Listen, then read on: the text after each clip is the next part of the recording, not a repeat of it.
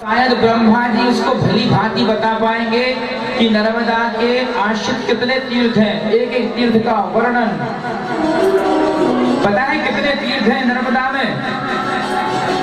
महाराज कह रहे हैं कि 60 करोड़ 60,000 तीर्थ हैं नर्मदा के। 60 करोड़, थोड़े बहुत नहीं, लाख नहीं है, 1-2 करोड़ नहीं, सीधे सीधे 60 करोड़ 60,000 तीर्थ हैं नर्मदा में। महाराज उनके प्रश्न से प्रसन्न होकर के कहते हैं एवमेव पुरा प्रश्नम पृष्ठवान जनमेजयः। कह रहे सौनक जी महाराज, आपने जो प्रश्न पूछा है यही प्रश्न एक बार जन्मेजय ने वैशंपायन से पूछा था। जन्मेजय कौन है पता है ना?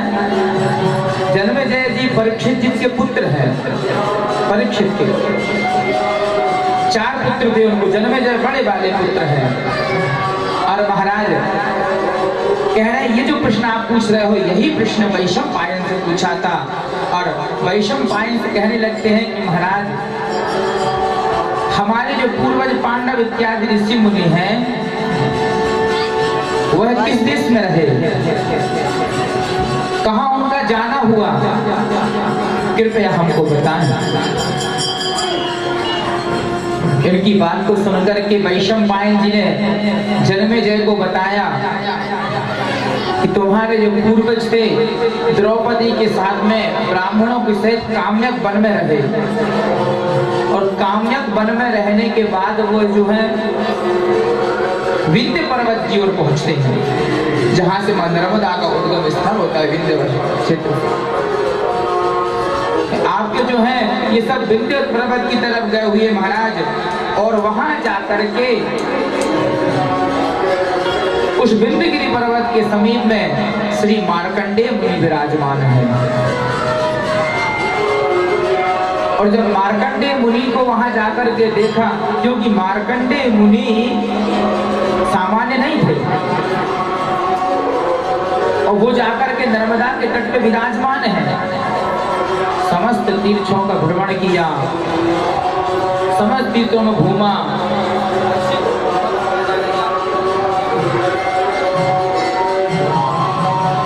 और समस्त तीर्थों का भ्रमण करके मार्कंडेय मुनि नर्मदा तट पर पहुंचे।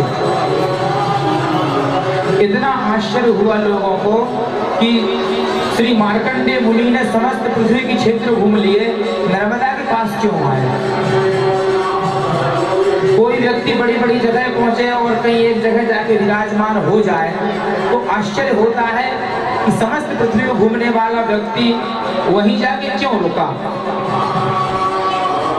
बड़े बड़े ऋषि मुनि महर्षि पहुंचे, श्री मार्कंडेय मुनि के दर्शनार्थ युधिष्ठिर भी गए, और युधिष्ठिर जब जाते हैं तो अपनी धर्म पत्नी को लेकर के गए। द्रौपदी इत्यादि समस्त भाइयों ब्राह्मणों के साथ में मार्कंडेय मुनि के पास पहुंचते हैं, और जाकर के मार्कंडेय मुनि को प्रणाम किया, परिक्रमा की और पूजन किया। मार्कंडेय मुनि की पूजन करके और प्रणाम दंडवत करके बैठ जाते हैं और पूछने लगते हैं कि महाराज हम एक बात जानना चाहते हैं कि आप समस्त पृथ्वी का भ्रमण करके नर्मदा के तट पे ही क्यों विराजमान हुए, इस महत्व को आप बताएं। और हे मार्कंडेय मुनि एक बात और बताइए कि समस्त पृथ्वी के नष्ट हो जाने पर, समस्त संसार के नष्ट हो जाने पर आप क्यों नष्ट नहीं होते, आप क्यों नहीं मरे? जब पृथ्वी नष्ट होती है तो कोई बचता नहीं है, लेकिन मार्कंडेय मुनि बचे। तो मार्कंडेय मुनि क्यों बचे, क्या कारण था, ये हम जानना चाहते हैं। कह रहे हैं युधिष्ठिर जी, सप्त कल्पान शेषेण कथयस्व ममानघ कल्पक्षये लोकस्य स्थावरस्य ते तरस्य च। 7 कल्पों के नष्ट होने पर एक कल्प नहीं, अलग अलग कल्प में अलग अलग कथाएं होती हैं। नर्मदा जी की भी 7 कल्प की कथा है कि प्रत्येक बार जब नष्ट हुई तो मार्कंडेय मुनि कैसे बचे, ये वृतांत बताते हैं स्वयं मार्कंडेय जी कि पहले कल्प में क्या हुआ, दूसरे कल्प में क्या हुआ, ऐसे 7 कल्पों की कथाएं बता रहे हैं। तो कह रहे हैं महाराज युधिष्ठिर जी कहते हैं कि आप 7 कल्प नष्ट हो गए लेकिन आप नष्ट नहीं हुए, ये क्या कारण है, ये बताएं आप हमें। बात को सुनकर के तुरंत जो है मार्कंडेय मुनि प्रसन्न हो जाते हैं। कहते साधु साधु महाप्राज्ञ धर्म गोत्र युधिष्ठिर कथयामि यथा न्याहम् यत्र च मया नघ। हे पाप रहित युधिष्ठिर, मैं आपसे उस वृत्तांत को कहता हूँ। खुश हो गए और प्रसन्न चित्त होकर के तुरंत जो है महाराज बताने लगते हैं। इस सर्व पाप हरम पुण्यम पुराणम रुद्र भाषितम यह शृणोति नरो भक्त्या तस्य पुण्य फलम शृणु। कह रहे हैं भैया ये अत्यंत पुण्यदायिनी है नर्मदा, और कैसी है, क्या रुद्र भाषितम, भगवान शिव से उत्पन्न है। और महाराज इनके लिए तो कहा ही क्या जाए, जो भगवान का आश्रय ले लेता वो कभी नष्ट हो सकता है। मार्कंडेय मुनि नष्ट नहीं हुए क्योंकि मां नर्मदा का आश्रय लिया है। गीता में अर्जुन कहते हैं कि भगवान हमें एक बात बताएं कि कोई व्यक्ति यदि जीवन में आपकी भक्ति करता है, आपसे स्नेह करता है, और यदि कदाचित आपका दर्शन नहीं हो पाया और वो स्वतः प्राणांत हो गए तो उसकी क्या गति है, क्या होता है। गीता में अर्जुन बता रहे हैं, भगवान श्री कृष्ण बोलने लगते हैं कि मां ही पार्थ जमाश्रित्य योपेस्यो पापयोनयः स्त्रियो वैश्यास्तथा शूद्रास् तेऽपि यान्ति परां गतिम्।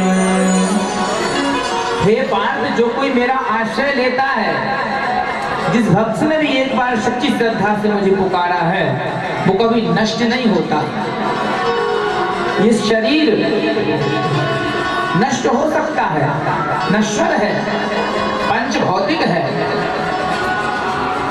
क्योंकि गोस्वामी तुलसीदास जी महाराज कह रहे हैं मानस में, बड़ा सुंदर कहा है, क्षितिजल पावक गगन समीरा, क्षितिजल पावक गगन समीरा, क्षितिजल पावक गगन समीरा, क्षितिजल पावक गगन समीरा, पंचरचित यह अधम शरीरा, पंचरचित यह शरीरा, क्षितिजल पावक गगन समीरा। कह रहे महाराज, यह 5 तत्वों से बना भौतिक शरीर है, लेकिन आत्मा कभी नष्ट नहीं होती। मार्कंडेय मुनि ने भी नर्मदा का आश्रय लेकर के और तुरंत महाराज कहने लगते हैं कि हे धर्मराज युधिष्ठिर, 7 कल्पों में मैंने देखा गंगा तु सरितां श्रेष्ठा तथा चैव सरस्वती कावेरी देविका चैव सिंधुः सालकुटी तथा सरयुः शतरुद्रा च महीचरनिलया सह गोदावरी तथा पुण्या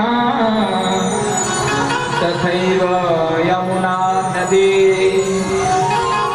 पायोष्णी शतरुद्रश्च तथा धर्मनदी सुधा एताश्चान्यश्च सरितः सर्वपापहरा स्मृताः गंगा गोदावरी सरयू बेणी ताप्ती कावेरी क्षिप्रा समस्त नदियां जो है पुण्य को देने वाली हैं, अनंत पुण्य फल प्राप्त करने वाली हैं। समुद्रा सरिता सर्वा कल्पे कल्पे क्षयंगताः। लेकिन ये सब जब कल्प नष्ट होता है तो सब कुछ नष्ट हो जाती नदियां। लेकिन हे युधिष्ठिर मैंने देखा है कि सप्त कल्पे क्षय क्षीणे नामृता पेन नर्मदा। लेकिन सातों कल्प जब नष्ट हो रहे थे प्रत्येक कल्प में मां नर्मदा कभी नष्ट नहीं हुई। नर्मदा अक्षुण्ण रहती है। गंगा नष्ट हो गई, गोदावरी नष्ट हो गई, क्षिप्रा भी चली जाती है। प्रत्येक कल्प की कथा में जब सृष्टि विलय हो जाती है, सारा संसार सारी पृथ्वी नष्ट हो जाती है, कुछ बचता नहीं संसार में, उस समय भी मां नर्मदा शेष रहती है। नर्मदा नष्ट नहीं होती, अविरल है। बोलो नर्मदा मैया की जय।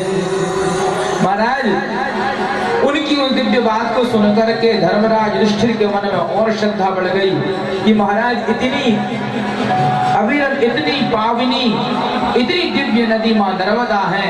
महाराज हमें और कुछ जानने की इच्छा है।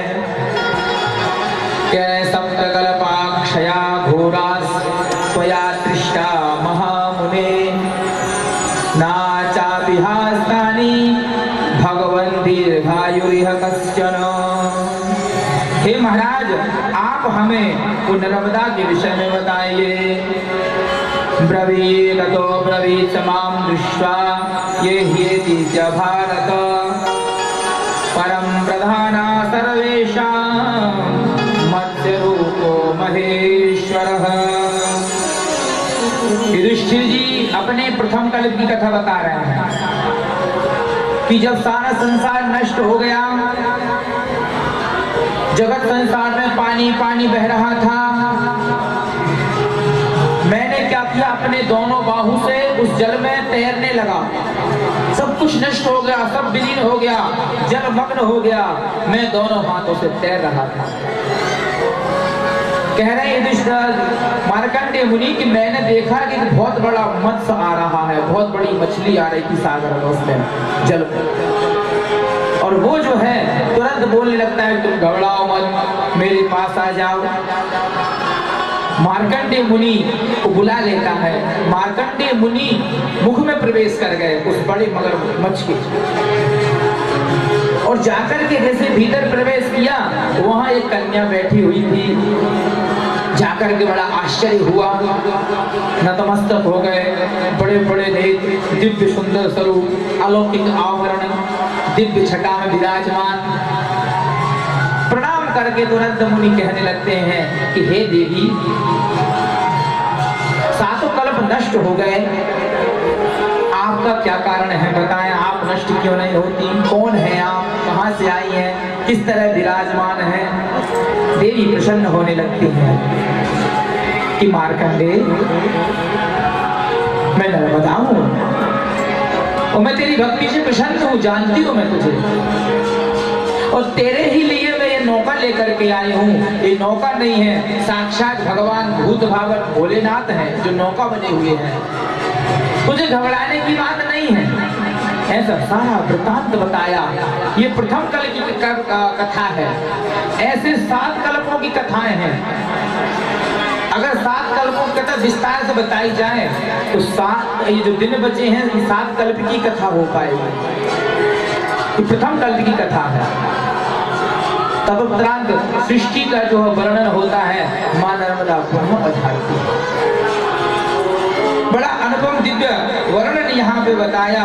बड़े प्रसन्न चित्त होकर के यहाँ पर महाराज श्री मार्कंडेय मुनि ने भगवान से दिव्य प्रार्थना की है। कहने लगते हैं सद्यो जाताय देवाय महादेवाय वै नमः भवे भवे नमस्तुभ्यं भक्तिगम्याय ते नमः भूर्भवाय नमस्तुभ्यं रामज्येष्ठाय वै नमः नमस्ते भद्रकालाय कलिरूपाय वै नमः। हे महेश्वर आपको प्रणाम है। अनंत वरदान किया और महाराज इसके उपरांत से युधिष्ठिर मुनि कहने लगते हैं कि हे महाराज आप हमें बताइए कि वो जो कन्या थी कासा पद्मपसा पला साक्षी तमोभूते महार्णवे योगिवत् भ्रमते नित्यं रुद्रजां स्वांचयां ब्रवीत्। कह रहे हैं महाराज हम ये बताओ कि जो कन्या जो बैठी थी सागर में, आपने कथा तो हमें सुना थी पहले कल की, लेकिन वो भगवान शिव से कैसे उत्पन्न हुई? नर्मदा का चरित्र बता रहे भगवान शिव से मां नर्मदा उत्पन्न कैसे होती है। युधिष्ठिर जी कहने लगते हैं कि भगवान हम जानना चाहते हैं, कृपया बताएं। मार्कंडेय मुनि प्रसन्न होते हैं। मार्कंडेय जी कहने लगते हैं कि हे धर्मराज युधिष्ठिर एक समय की बात है, पुरः शिवा शांत तनुश्चकार विपुलं तपः हितार्थं सर्वलोकानो मुमाय। बोलो शंकर भगवान की जय हो।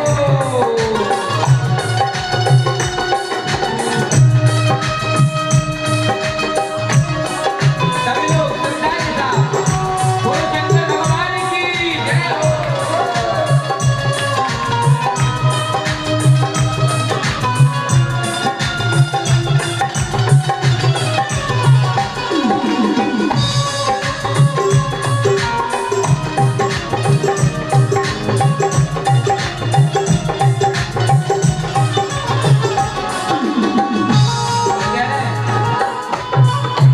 शिव तुम हृदय से बोलो मन मंदिर का पर्दा खोलो। शिव तुम हृदय से बोलो मन मंदिर का पर्दा खोलो। शिव तुम हृदय से बोलो मन मंदिर का पर्दा खोलो।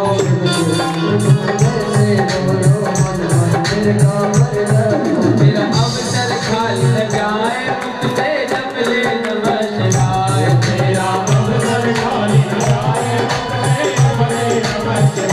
तेरा अवसर खाली न जाए नमः शिवाय। तेरा अवसर खाली न जाए नमः शिवाय।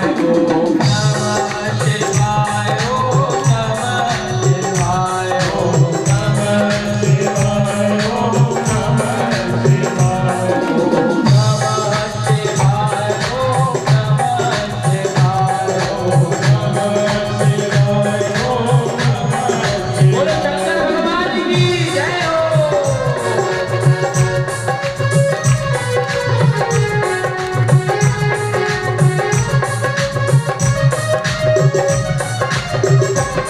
हनुमान जी महाराज की जय हो।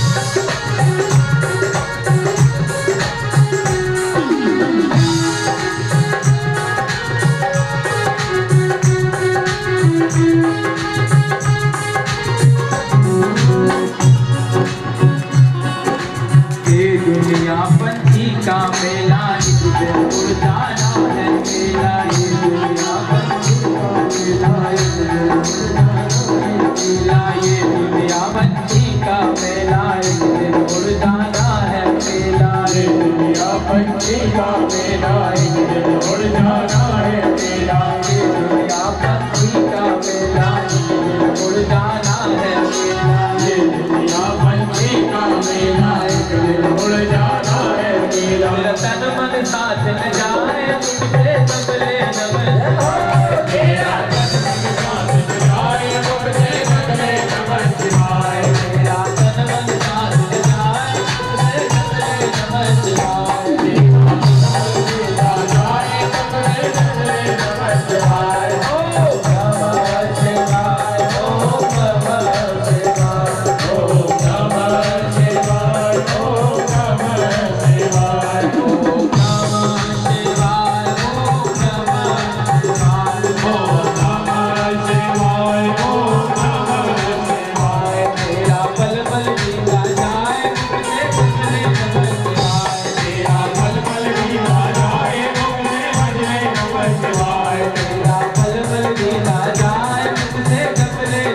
शिवाय मेरा मन भर देना चाहे मुझे मन में नमः शिवाय ओम नमः शिवाय ओम नमः शिवाय ओम नमः शिवाय ओम नमः शिवाय ओम नमः शिवाय ओम शंकर भगवान की जय। ऐसे दिव्य बाबा भोलेनाथ ने जब तप किया, जब कई वर्ष तक भगवान भोलेनाथ तपस्या करते रहे, कह रहे हैं महाराज तपस्या करते करते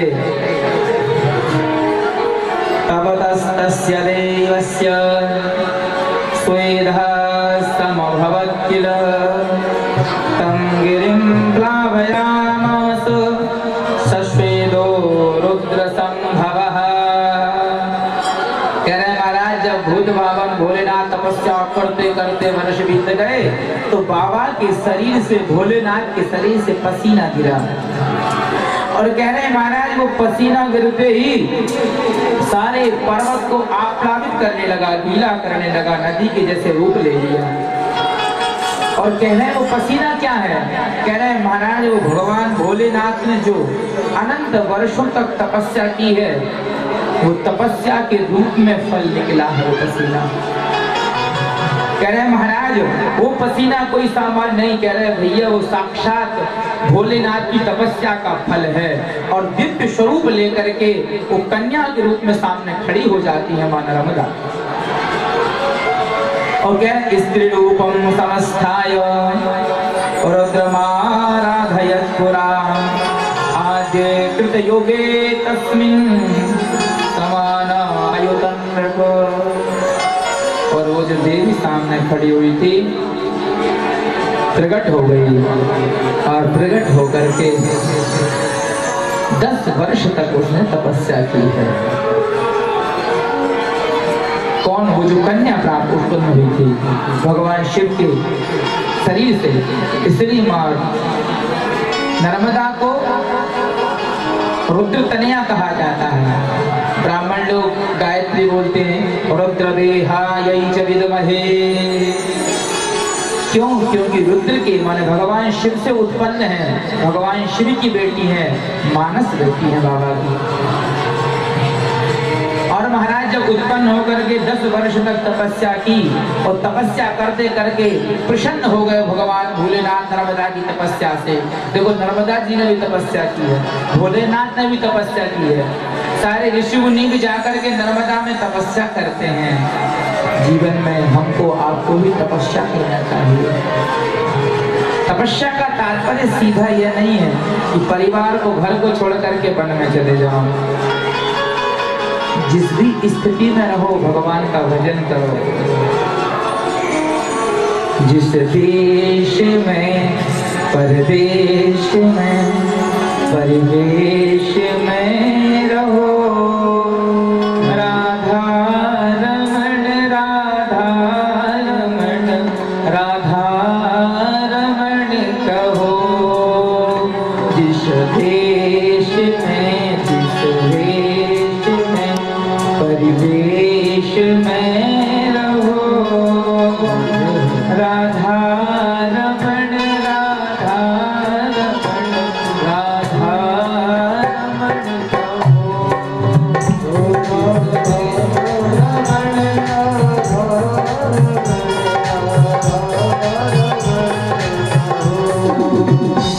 जिस संग में, जिस रंग में, जिस ढंग में रहो, राधा रमण राधा रमण राधा रमण कहो।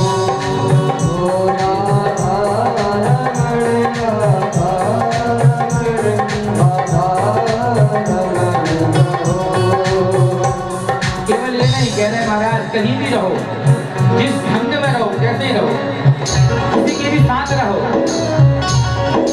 किसी भी रंग में रंगे रहो, लेकिन भगवान को मत भूलो।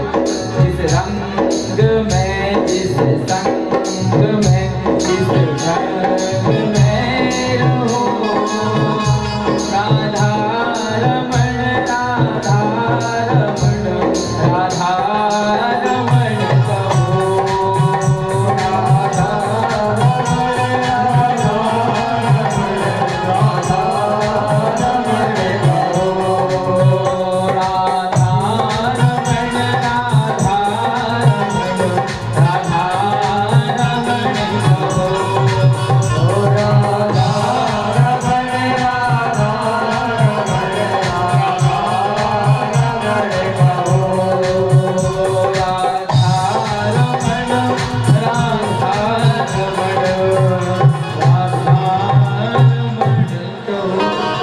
कहीं भी रहिए, भगवान का भजन करिए।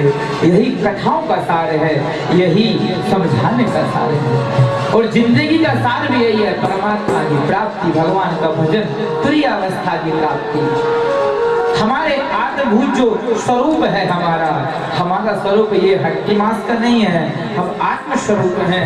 इसलिए हमें आत्म स्वरूप में स्थित होना है। भगवान का भजन, भगवान का चिंतन किसी भी स्थिति में करते रहना है। महाराज जिस समय उत्पन्न हुई, भगवान से प्रार्थना करने लगी। भगवान ने कहा, हे नर्मदा, हम तुमसे प्रसन्न हैं। नर्मदा जी तब तपस्या की तो कहे वर मांगो। क्या चाहती है नर्मदा? नर्मदा जी देखो वर मांग रही भगवान शिव से।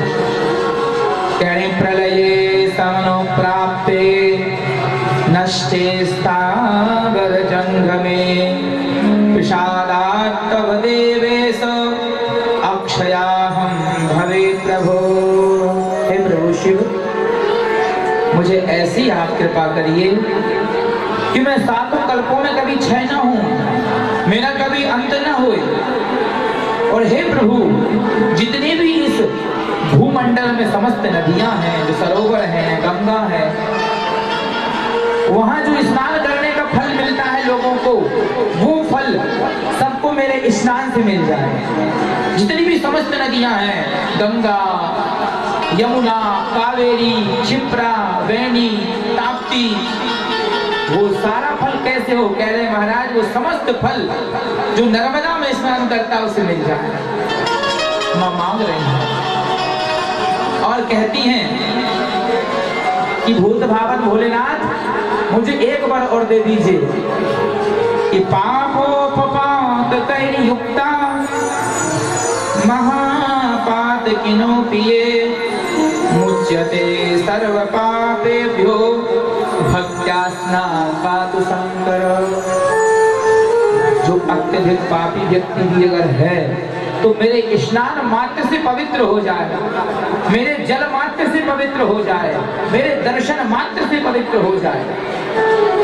सामान्य की तो उद्धार हो ही जाता है, जिसके जीवन में अनंत पाप हैं, वो भी अगर मां नर्मदा में जाके दर्शन स्नान करता है तो जल की इतनी अद्भुत महिमा है, महाराज वो भी तर जाता है,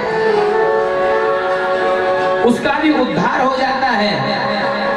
और कहती हैं यत् फलं सर्वदेवेषु सर्वयज्ञेषु शंकर अवगाहेन तत्सर्वं भवेत्त्वेति मतिर्मम।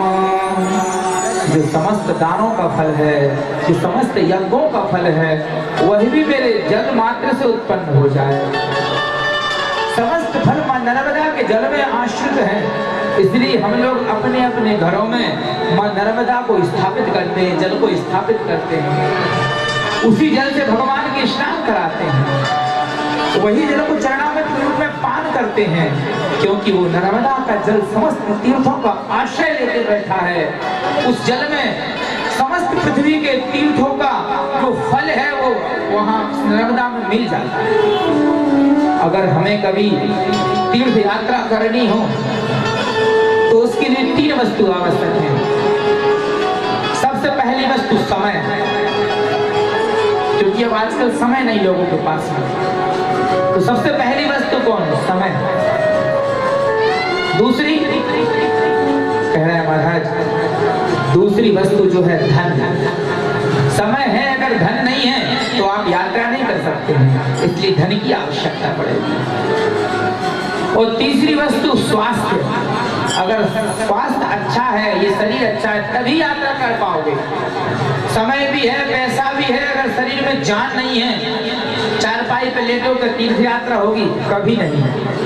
पहले पैसा हो, समय हो, पैसा हो और स्वास्थ्य हो, तब सब तीर्थ करोगे। लेकिन मां नर्मदा में कह रहे महाराज, समस्त पृथ्वी के तीर्थों का जो फल है वो नर्मदा में आश्रित है। बोलो नर्मदा मैया की।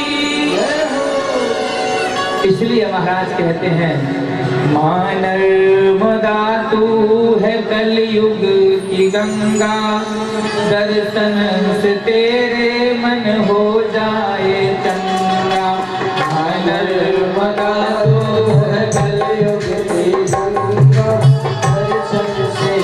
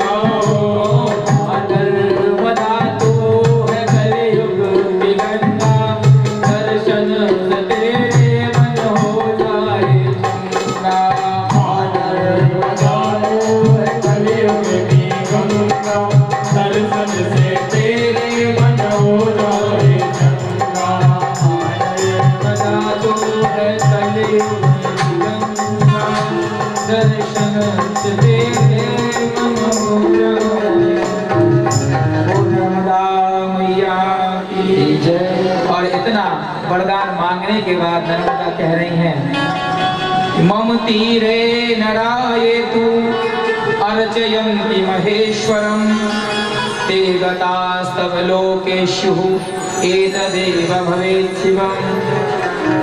अब मां नर्मदा ने बड़ा अद्भुत वर मांगा, ध्यान देना। मम तीरे नराये तू, मेरे तट पे आकर के जो कोई भी व्यक्ति भगवान शिव की वंदना करता है, आकर के प्रणाम करता है, पूजन करता है, कह रहे हैं वो साक्षात भगवान के धाम को जाए। नर्मदा मांग रही है कि भगवान शिव मुझे वरदान दो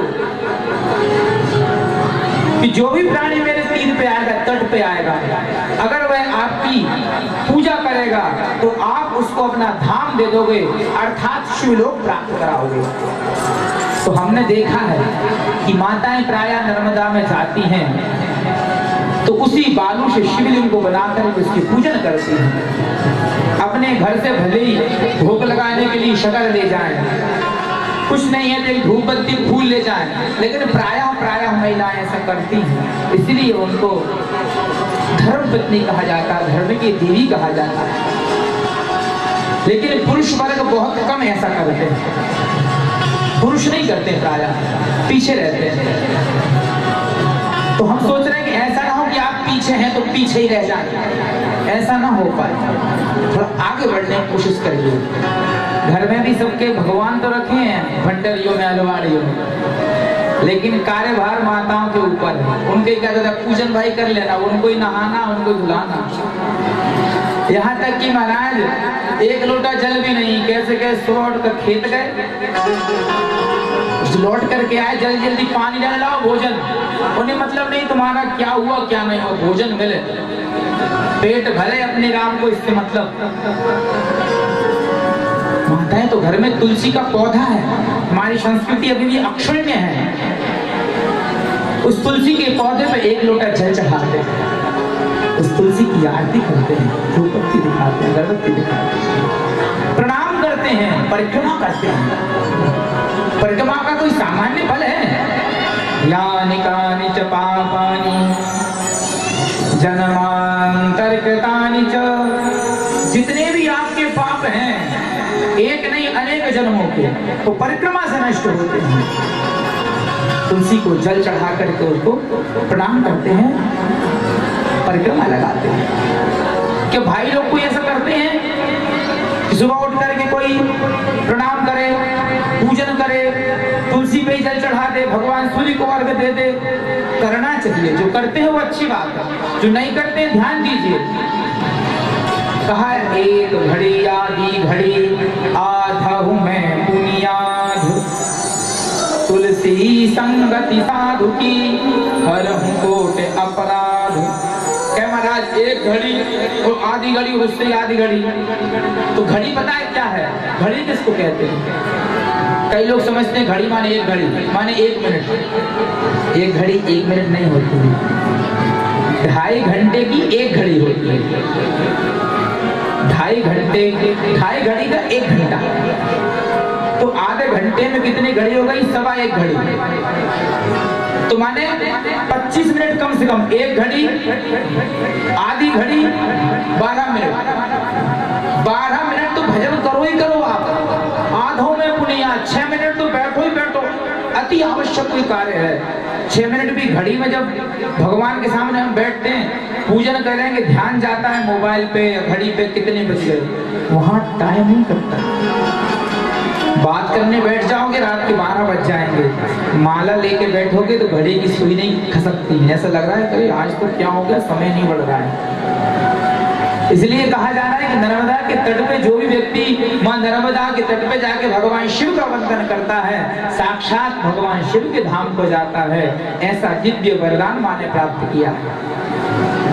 कह रहे हैं माता एक बार दामन बांधती है, ममुकूले महेशान उमया सहदेवतैः वश नित्यं जगन्नाथ एष एव वरो मम।